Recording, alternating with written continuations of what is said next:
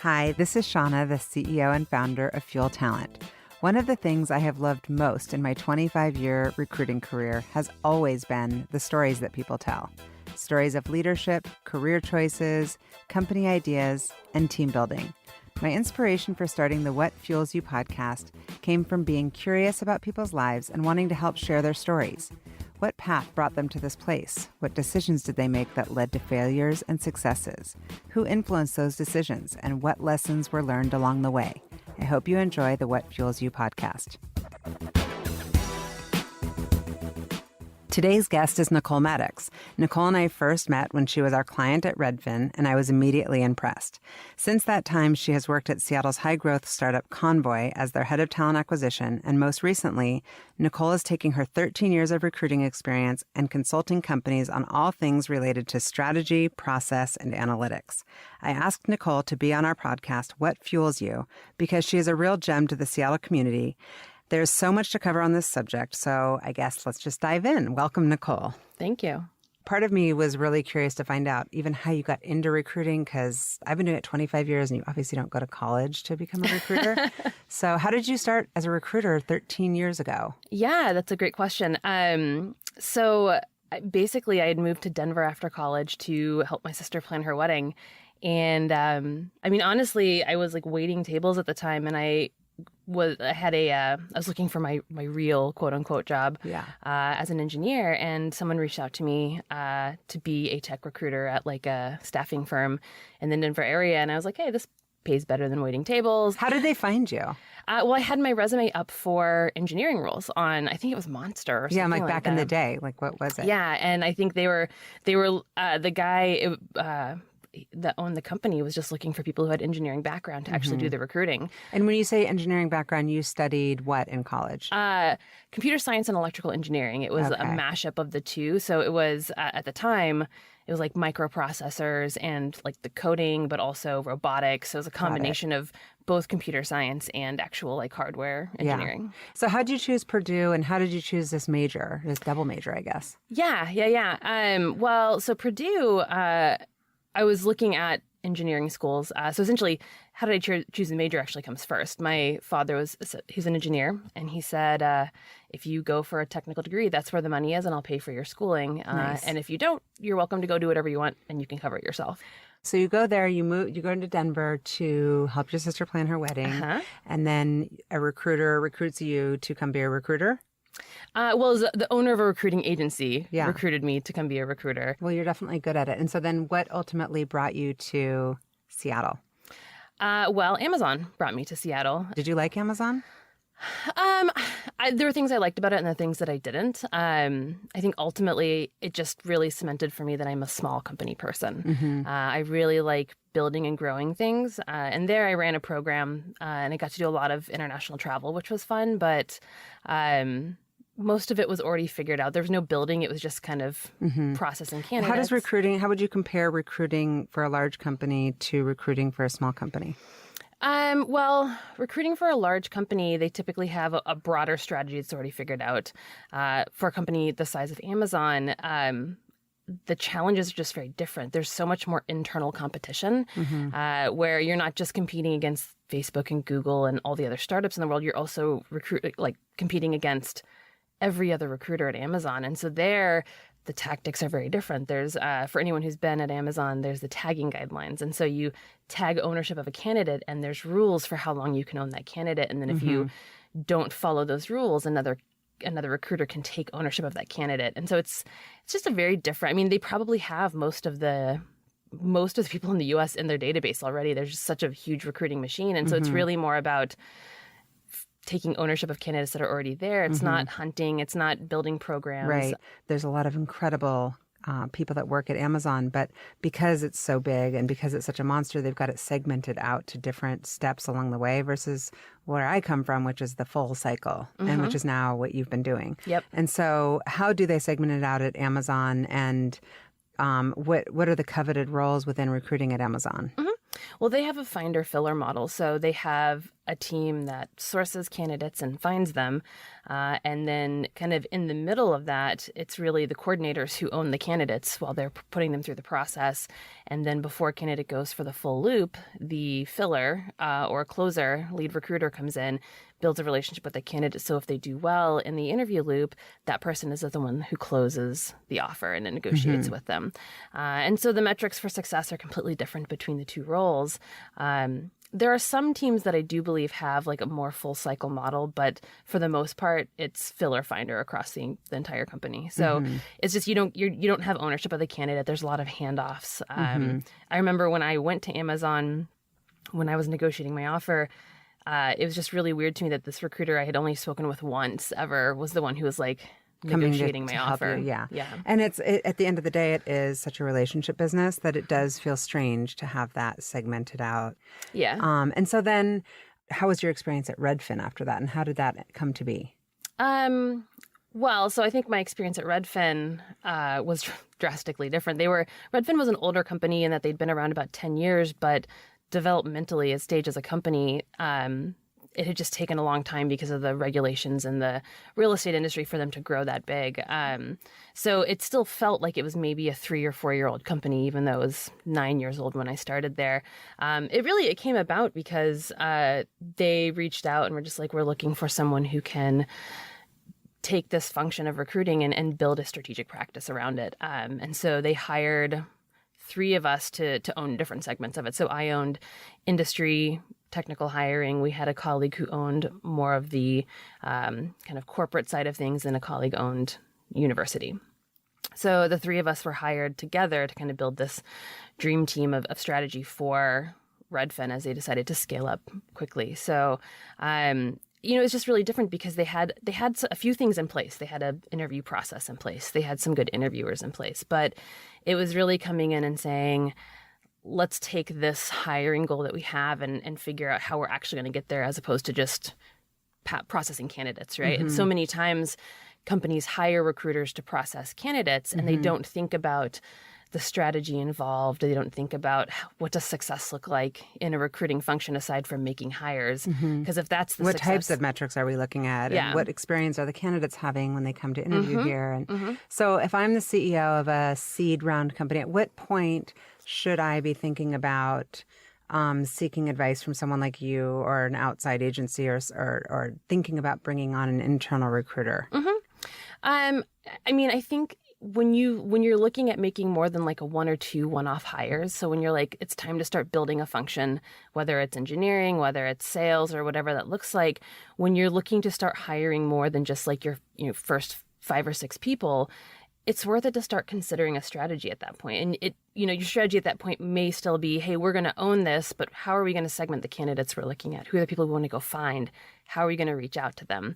Like a lot of people just post jobs, and really the candidates you want aren't typically on career sites. They don't need a good job. They're not even looking. They're sitting at their desk doing their job, and it's the passive candidates. Yeah. So I think like when you start to look at those first few key hires, those are so critical that it's worth it to at least talk with someone who can help kind of throw some ideas out there, things you'll want to think about with a strategy. But then when you look at rapidly scaling, and that's really where we were with Redfin when I joined, and also even to a broader degree with Convoy when I joined, you want to have a strategy in place around how you're going to find those candidates, how you're going to process them, like what process do you follow so you don't run into bottlenecks, and then how are you going to measure success, not just from a qualitative or quantitative perspective, but from a qualitative perspective as well. Right. And so a lot of it's really building feedback loops in as you go along so that you can kind of see around corners and see, hey, this is feeling crunchy right now. That probably means as we push more candidates through this, it's going to become more of a bottleneck. How do we fix that? Or, we keep missing this thing on candidates. How do we screen for that earlier? Things of that nature. And thinking through comp and thinking through timelines of feedback loops, obviously is crucial. And I get surprised, you and I have talked about this, by how many companies say it's a priority, and that it's their top challenge. And yet they don't necessarily put a lot of energy and resources into it off the bat to kind of establish, like, how are we coming up with our job descriptions? Who's involved in the interview process? Yep. Is everyone aligned Is on what we're everyone hiring aligned? for and what that Yes. looks like? Yeah. I can't tell you how many times we have people going through loops and they'll interview with 4 people and they hear 4 different types of descriptions about the same job and they leave feeling confused. And so that's okay because a lot of these companies are startups and they're looking for that kind of Swiss Army knife. But it's not necessarily okay if the company looks disorganized and it looks like who's really in charge and what exactly are they looking for and am I right even for this job? Yeah. I mean, the we're a scrappy startup is only cute for so long before candidates kind of wonder if you've got your shit together or not. Finding that original team or those first few hires that are so crucial. What are the first few things, kind of what they should be thinking about to make sure that they're set up for when they do get potentially funded to scale? I mean, are we talking about with just the first few key hires? Or? Yeah, the first few. So you've got like a couple of founders and now they're looking for kind of a few engineers, maybe head of product. I think the first thing I would say is if it's not a role you've hired for before, leverage people who've hired for it before. You have investors, you have advisors, you have a board. Ask them, if you've never hired a CFO and that's what you're going for, what are the gotchas that you may not see that someone else who's interviewed for it has learned the hard way? If you can't afford an agency or you can't, like a search partner, you can't afford a consultant, just think, like, leverage the network that you've built, right? Like, sit down with your investors, your board, your advisors, and say, we're looking for this. Who do you know that we should talk to, either because they're a good candidate or because they're well connected and we should talk to those people, and really leverage that network. Right. I've talked on panels about this, about like kind of how to create kind of a really an overall recruiting culture where from the very beginning, it's not just the onus on the CEO or on the head of recruiting to recruit, but to teach everybody that at all times, you need to be selling and talking about what it is that you're trying to build. Yeah. How do companies compete with regard to selling their vision, but also selling the idea of the equity? I think one of the first things to do is get them in a future mindset. Get them out of the position of comparing Amazon stock to, your privately held company stock, or pre-IPO stock, because they're not the same thing. And if you're competing on current day value, the startup's going to lose every time. It's really looking at the future and saying, hey, like, this is where we think we're going. This is what we think we can accomplish. And if we hit this, this is what it could look like. And some people think that looking at stock is such a, like, mystifying, how do you ever know what it could be worth? But it's not that mystifying. I mean, you can look at the market, right? So if let's say you're looking at a fashion company, well, I think last time I checked, it was a $250 billion industry. Let's say you're looking at a fashion company, but specifically focusing on dog fashion. Maybe that's, like 10% of the industry. So now you have, a 25, am I doing my math right? 20, yeah. So you can break it down and then you can say, okay, well, how many competitors are there in the space? So realistically, if it's a really saturated space, maybe they'll be lucky to get 1% market share or 1.5% market share. If it's not a really saturated space, maybe they'll get 10% market share, 15% market share. So looking at that and understanding kind of the competitive landscape and the potential of just the market on its own, you can say, okay, like, barring them just completely closing their doors, if they just do marginally well and get 0.5% of market share, this is what, the stock might be worth. And so what are key things that candidates need to be thinking about before accepting an offer? Well, a couple of things. The size of the market. The size of the market, yeah. So understanding how much, in the U.S., how much money is being spent on that market in a year, and taking into account, like, the addressable market. So if the company is focusing on a specific piece of that market, how many competitors are there? How well established are those competitors? I think you can typically look at investors and leadership and say, how successful do I believe these people can be in this vein? And then you kind of have to look at, the timing of the company as well and what your expectations are. A lot of people... As far as like Series A, Series B, exactly, that, or like first to market, like which part of the timing? Both. Okay. But like, a lot of people look at the startup and they're like, I want to be a millionaire. Yeah. If you're joining post-Series C, like, you're not going to be getting stock that's going to make you independently wealthy as soon as they go public. Well, and also it's always a red flag to us if that's the reason why a candidate wants it to begin with, because it's like all of our clients, every single one wants somebody who's truly passionate and curious and wants to lean into the vision and is a real believer, and that the money is secondary. Yeah. But I think having good expectations, what are you looking for? Are you wanting a strong work-life balance? Are you wanting the best, biggest cash offer? Are you interested in taking the risk for something that you believe in, right? And then if you're interested in taking the risk, just having real expectations.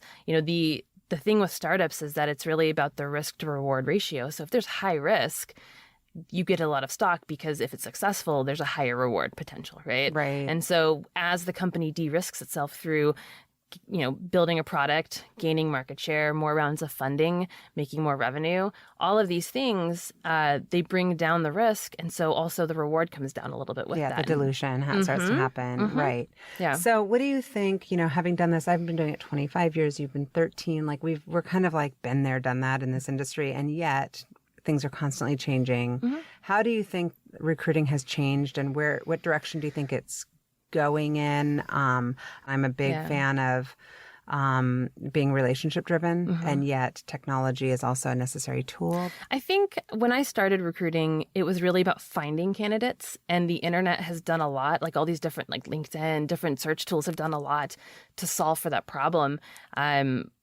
It's my opinion that right now a recruiter's job is more about successfully engaging candidates and successfully closing them, which kind of includes creating a great experience for them in between those stages. But I want to see how good of a job does a recruiter do in terms of getting these highly sought after candidates to actually respond to them. So I look at response rate and on like LinkedIn, however they're messaging them. Are there other tools that you would recommend for those listening to the podcast? Yeah. I mean, I like LinkedIn as a research tool. I don't like to use it for outreach. Personal preference, but I feel like another InMail. Exactly. Well, and you can turn off notifications for that stuff. Yeah. And so it's so easy to silence that. I think it's better to kind of meet candidates in a different way. I think if you're going to do outreach over the internet, I find that if you can find their direct contact information, a real email from a real person is a little bit harder to ignore than an InMail. You can still ignore it, but it's harder to ignore. And oftentimes, if it's a really hard to fill role, I will have an executive or an investor or an advisor reach out to, like, if they're going to garner more interest than, an unknown recruiter at a company that you haven't heard of, right? And when the companies are small, it's really easy to do that. It's really easy to have the executives or someone closely linked to the success of the company be willing to jump in and send some InMails or emails on your behalf. Right. So it's kind of leveraging the people who are going to get the notice. But as a recruiter, it's also how well are you able to engage these people? Do you have a good reputation in the industry? Can you paint a compelling picture for a candidate so they're willing to talk to you? Can you manage a pipeline of relationships well? Like you said before, it really is a relationship business because most people don't respond to cold emails, Yeah, they don't. And so what are some tools that you recommend for those types of process-oriented things? Yeah. I mean, in terms of tracking, like when I started at Convoy, we had like the biggest spreadsheet in the world, and we used it to track. And so it's it's a lot of people use Excel. Yeah, and it works to a point, right? Until you're trying to hire at scale. And so like I would say the minimum you need to have a way to track it, and whether that's a spreadsheet and then putting calendar reminders up, but you like a little wonky, but it works. It's stage appropriate, if you will. So I think just outlining what the process will be ahead of time and creating a way to track that and putting the right reminders in place so you don't drop the ball. I mean, founders are busy. You've got a million things, and so put something there that you can't ignore that's reminding you reach out to this candidate, follow up, do this prep work, pull your team together. And get everyone aligned on the profile that you're looking for.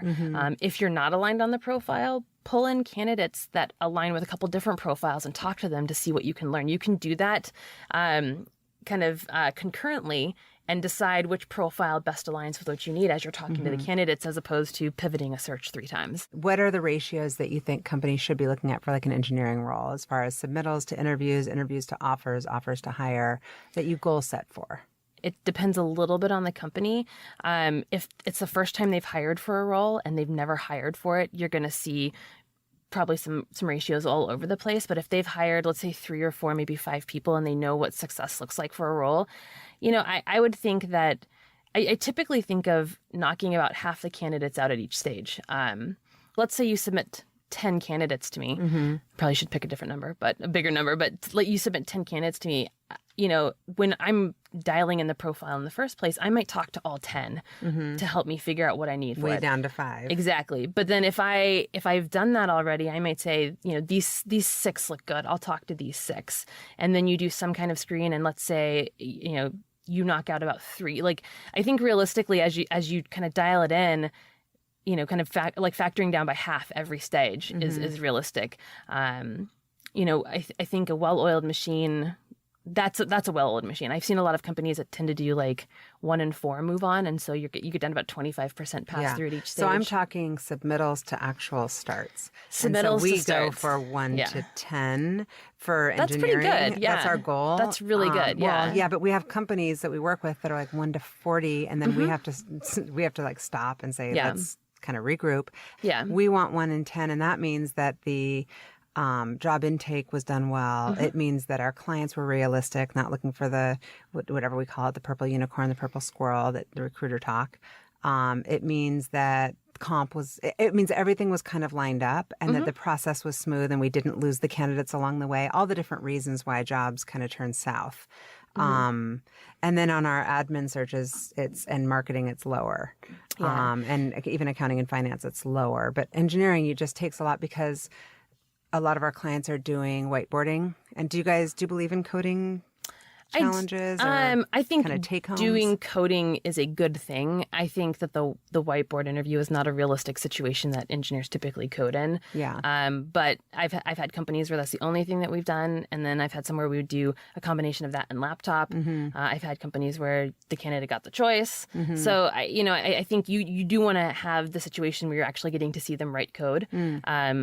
I don't think a whiteboard is realistic. Well, it sounds like just being flexible, being open, trying, iterating, moving through different options to see what's working. Because in this market, you really have to try it all. And do we give an offer so that they can walk into another interview with, an offer in hand? Or do you wait? Do you say, hey, let's just pull this back completely if they're interviewing at like a Facebook, Google, Amazon? What are your thoughts on that? Is there a strategy? Yeah, there's absolutely a strategy.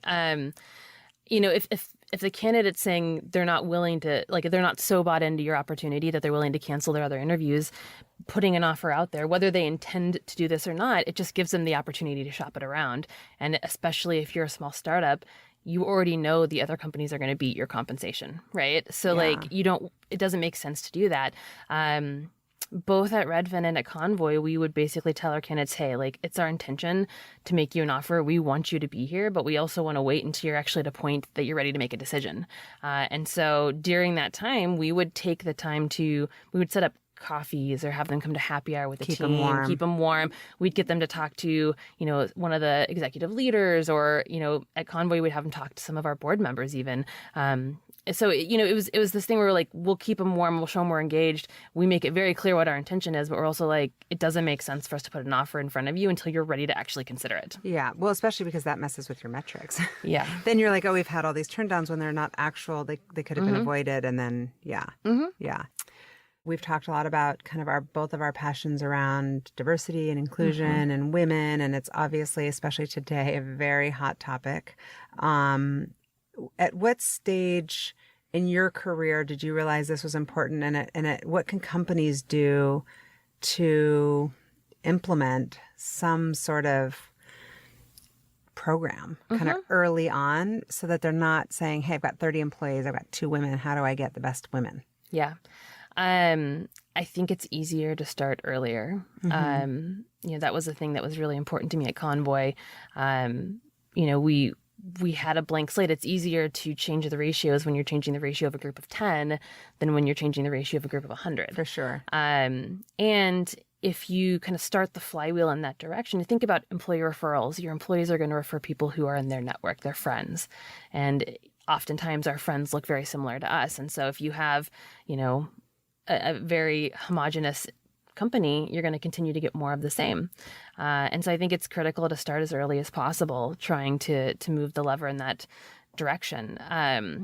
Oftentimes managers or executives will say, well, so you're saying we have to slow down the process to get women on board or ethnic minorities on board. And that's hard for a startup. And I get that. I mean, I've been in the startups as well. I think, at Convoy, what we did was we kind of had two concurrent strategies. We're going to find the best engineers, and that's through them applying, that's through us seeking them out. But all of our outbound sourcing for a specific amount of time, I think it was about 6 months, we targeted ethnic and gender minorities to invite them into our process. So we're at least going to do what we can to invite them into the process. And how did it work? It worked well. We had I'm trying to remember what year it was. I think January 2017. The first part of that year, we hired 5 female engineers. Oh, that's great. In about 6 months' time. And there was a lot of kind of iterating we did on that. Yeah. But we outlined, here's how these people are self-identifying. I didn't want my recruiters making any guesses. So here's how they're self-identifying, and we're going to reach out to those people who are self-identifying and invite them into our process. I love that. And I think that a lot of companies make the mistake of putting a lot of effort into sourcing, diverse population of candidates, but that not thinking, okay, then once they get here, how do we make it an inclusive environment, and how do we make this a place that they want to work? At Convoy, I was heavily involved in it. You kind of found yourself in HR. Yeah, I did.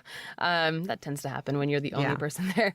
I mean, I think it is a part of recruiting, but it's just a part of the people function, right? I think there's I have a couple thoughts on this, and part of the challenges of building an inclusive environment is creating this psychological safety and creating this environment where people feel like they can be their true selves. And what you have typically seen, or what I've typically observed in startups, is they're moving really quickly. They're building a product and things come along and they're like, I don't really like that, but it's not to the point of being an employee relations issue, so I'm not going to address it. Right. Well, especially because everything's coming at them. So we have to rank order things. We have to prioritize here. Exactly.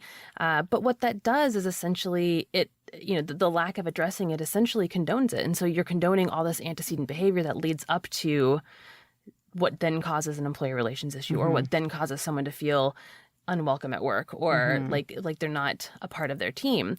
And that's the challenge, is you've essentially condoned all this. And I mean, I've been in conversations where it's like, well, but so-and-so did this and we didn't punish them for that. So now this person did this thing that was only a little bit. Yeah. Two wrongs don't make a right. Yeah. Well, and they're like, this is only a little bit worse, but it does kind of cross a line, but we didn't. So now where do we draw that line? You're like, well, we should have drawn it back then and just said, hey, like, this does not create an inclusive culture. We don't, this is not a way that we want our employees to behave, but they didn't. And so that's where you kind of get into this catch-22. And that's, I mean, no company, no founder wakes up and it's like, I really want to build a company that's going to get slaughtered by PR about having a bad culture, But it's these things, these little things that happen over time that ultimately you're allowing things to happen that continue to grow bigger and snowball until you're there. That totally makes sense. Yeah. That totally makes sense.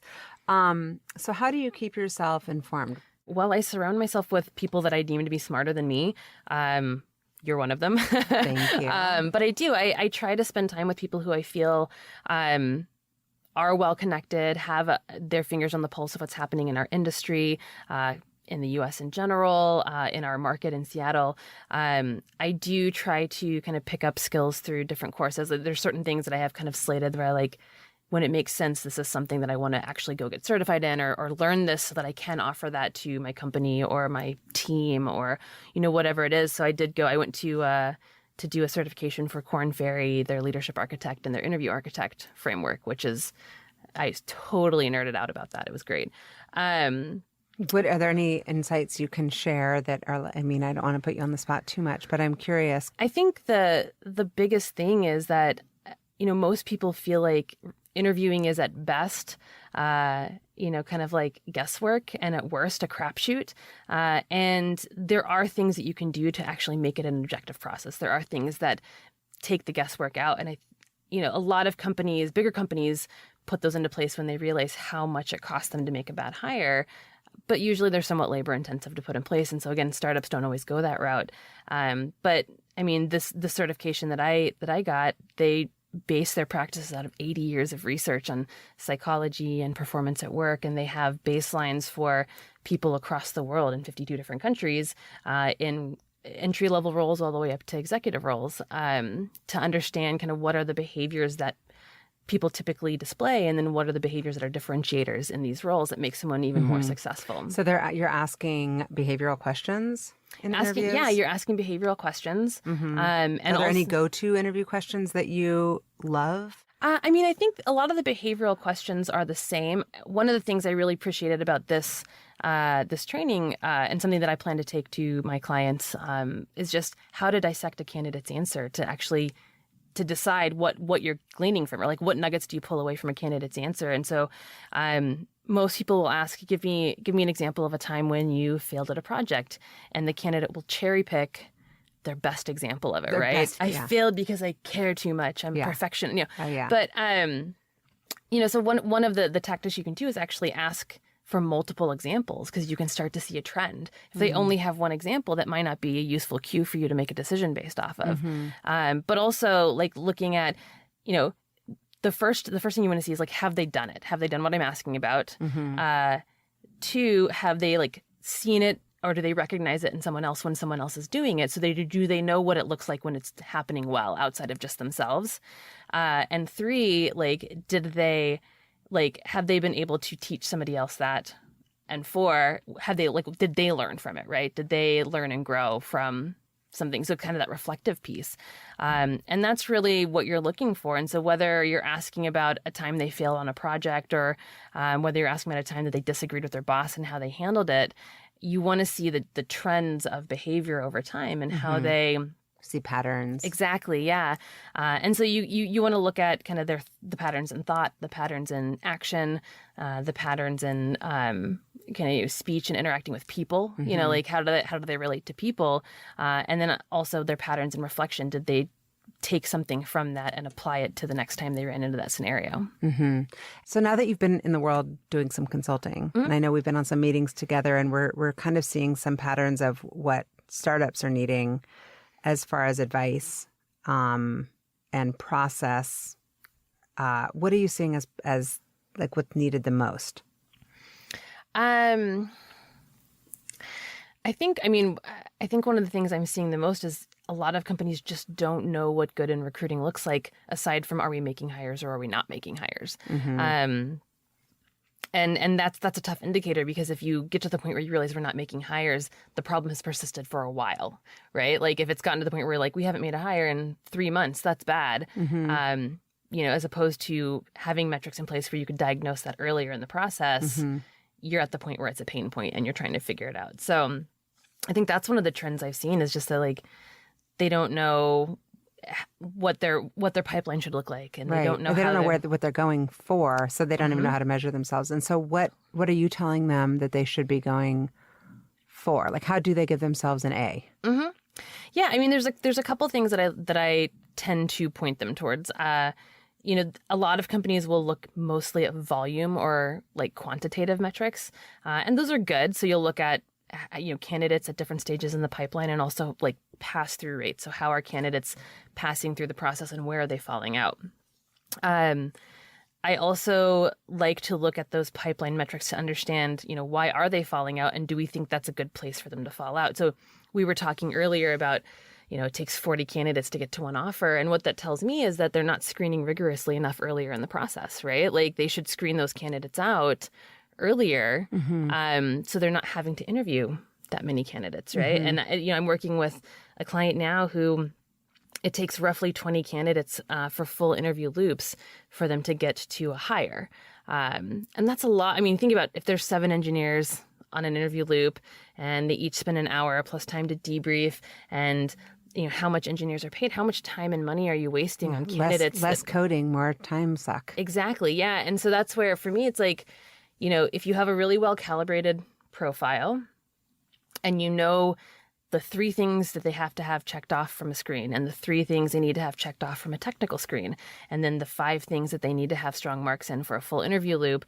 you have that really well-calibrated, you can start to look at your pipeline metrics and say, let's narrow the funnel here. Let's be more restrictive or more stringent at this point, so that we're not having as many false positives at this point, right? So I like to look at... I like that.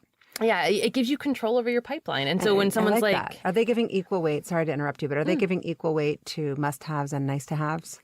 Sometimes. Because that drives me crazy. Where it's like, Yeah. So sorry, go on. Yeah, no, I mean, and that's it. Like, and sometimes they'll have a nice to have that is actually for them a must have, but they don't tell you that. That's the joy of working with smart people. If smart people have elaborate dysfunctions, it takes you a while to uncover them. But yeah, I mean, so they'll, to me, I'm like, I don't want to waste a lot of time with false positives unless I'm trying to determine what the profile needs to be. And so it gives you control over your pipeline. You can say, let's be more stringent here. Let's be more liberal. Maybe we are knocking out too many people at this stage, and let's see if we were a little bit more liberal if we have more people make it through the process than we expected. Right. We're looking at similar metrics at Fuel, and technology can help with that. Yeah.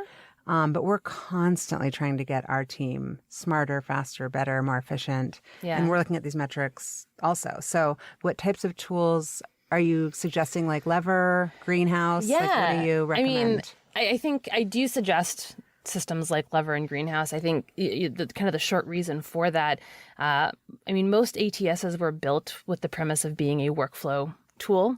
And in that, the reporting, the data, and the candidate experience they were afterthoughts. These systems weren't designed around creating a good experience for candidates and giving you data on how you're doing. They were just designed to process a workflow.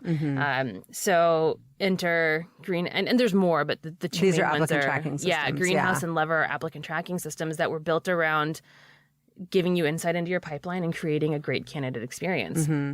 And because of that, they put in tools like Lever has a tool called Nurture that's like drip marketing campaigns that lets you keep in touch with candidates on a more regular basis, and it automates it in a way for you. And it integrates with DocuSign also, so that your offer letters can go out and it can all be integrated and all the paperwork, so that it's efficient. I love that. Yeah, so it's not just looking at a workflow, but it's optimizing the recruiter's time and where they're spending their energy. It's creating a great candidate experience, and it's providing a lot of data on how that's happening. So, those are kind of the new age systems that have been gaining popularity over the last couple of years, but they really were designed with different things in mind than, back in the day when Taleo was created or JobVite, things like that. Every candidate is completely different, but if you don't have the fundamentals down, then it can really be frustrating because you're losing talent and you're not sure why. And that's when it's helpful to partner with someone like you or partner with us and figure out how to take best practices and really implement them. Well, and I mean, really, like that should be one of the most strategic parts of the process, because how much time do you waste if you get a candidate to the 1 yard line and can't get them across, right? It happens all the time in this market. Yeah. And I mean, like at Convoy and even at Redfin towards the end of my time there, we would actually have the recruiters put together a closing strategy when they put together the offer for approval. They would highlight concerns or areas that we wanted to touch on for the candidate or areas we wanted to sell on that like aligned with what they were looking for, and who would be the best person to do that. I love that. And actually built out a plan. So we're like, these are the touch points we're going to have over this week. Here's when we're presenting the offer. The offer deadline is, that's on Monday. The offer deadline's on Friday. And here's the sell conversations that are having during that time. Is this all done on like Google Docs, or did you have a Slack channel together? Like, how do you keep all this organized when like the CEO is traveling and the hiring manager is not in that day and time is of the essence? I mean, early on, we basically did it over email. And then with at Convoy, when we put in place Lever, we put some of it in our system. And so it would be tied to the candidate's profile. So then everyone who was involved could go in and look at it.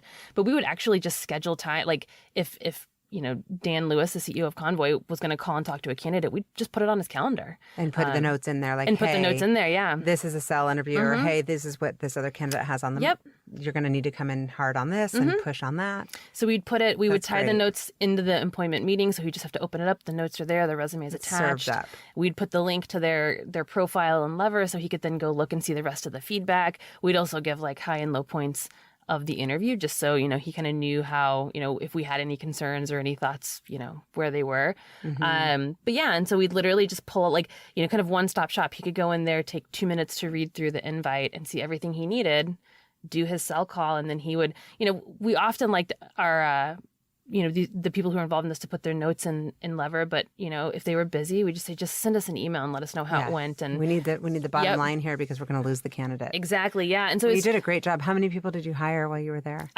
Over the 2 years I was there, I was a 23rd hire, and we were at just under 300 when I left. So 2 years, almost Good 10x for growth. you. Yeah, it was a lot. Good for you. Yeah. Well, I'm not sure if we covered everything. I have so many questions for you, and you really, you say you learn from me, I learn from you, and we will continue to learn from each other. Mm-hmm.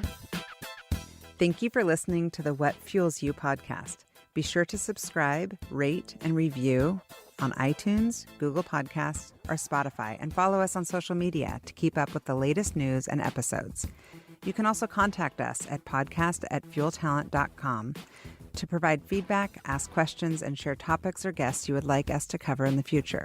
We hope you feel inspired by our guests and that we have helped fuel your day. Join us next time for another episode of What Fuels You.